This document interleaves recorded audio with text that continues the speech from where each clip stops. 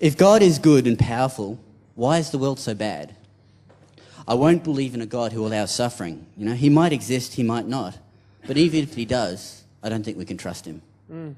Yeah, that is a really tough question. And I didn't do this in the morning services, but wanted to say as well, we've been through so much stuff as a church in the last few weeks in particular.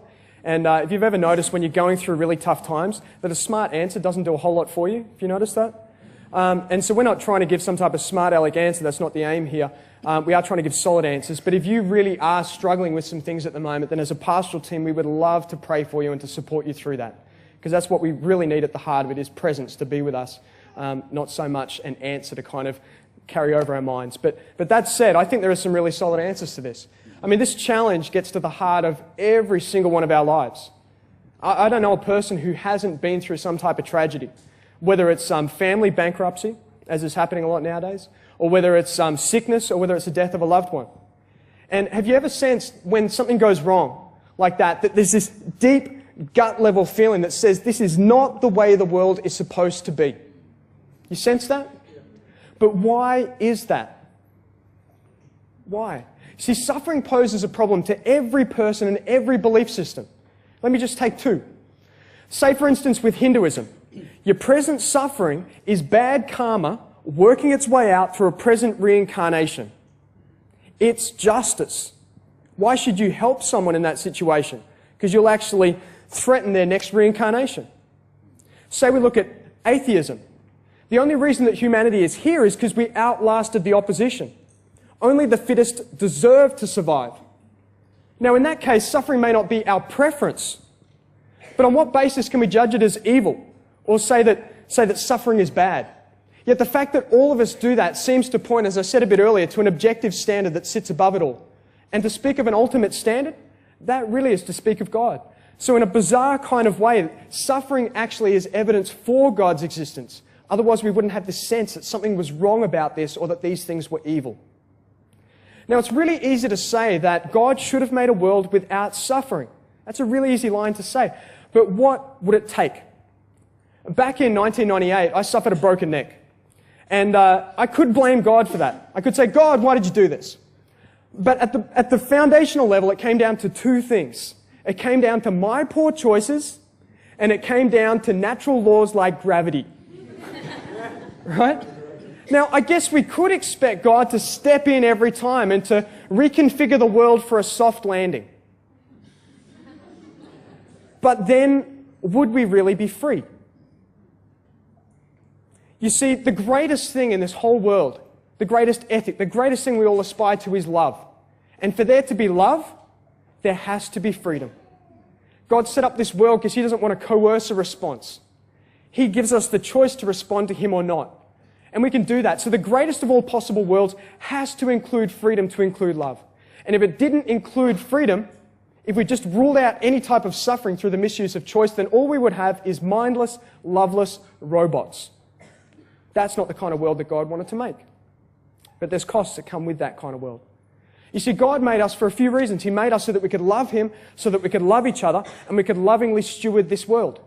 And instead of doing that, we've often misused our free choice to despise or neglect God, the source of life, to abuse other people, and to vandalize this world. And God calls that sin, and that's the reason why there's so much suffering going on in this world. And in a world that's geared for relationships, it makes sense that your choices affect me and my choices affect you. You see, evil is not so much something just out there. Evil runs through the heart of every person. The blood of the world is on every person's hands. And to just blame God for that is to miss our personal responsibility for the way this world is. Can any of us say that we haven't in some way contributed to the mess that this world is in? I can't.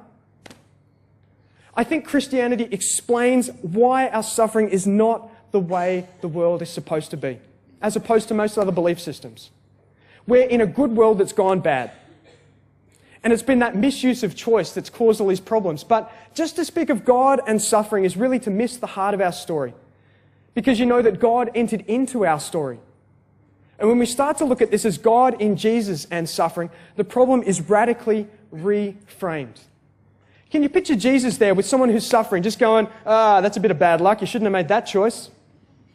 No, that's not the Jesus I read of in the Bible.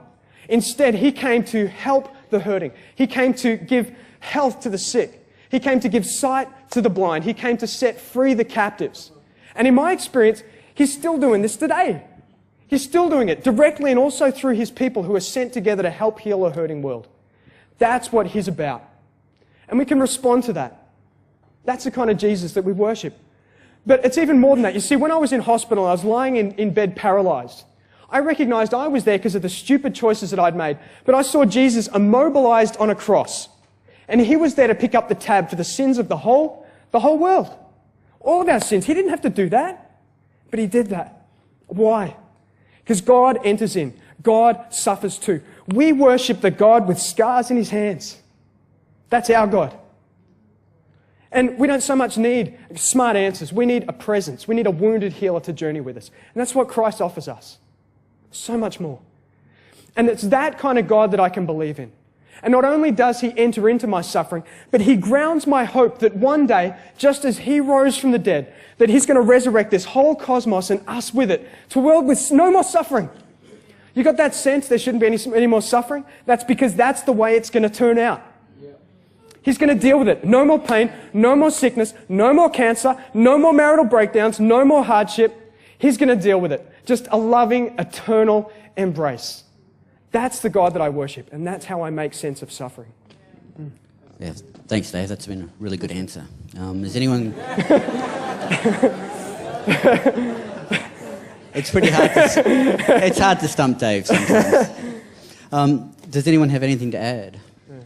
Yeah, perhaps I could add something about the redemptive value of suffering. And it's cold comfort, of course, to talk to someone about this whilst they're in the middle of their suffering or their family's suffering, depression, for example. But I think C.S. Lewis put it the best when he said that God can use suffering as a megaphone to get through to us.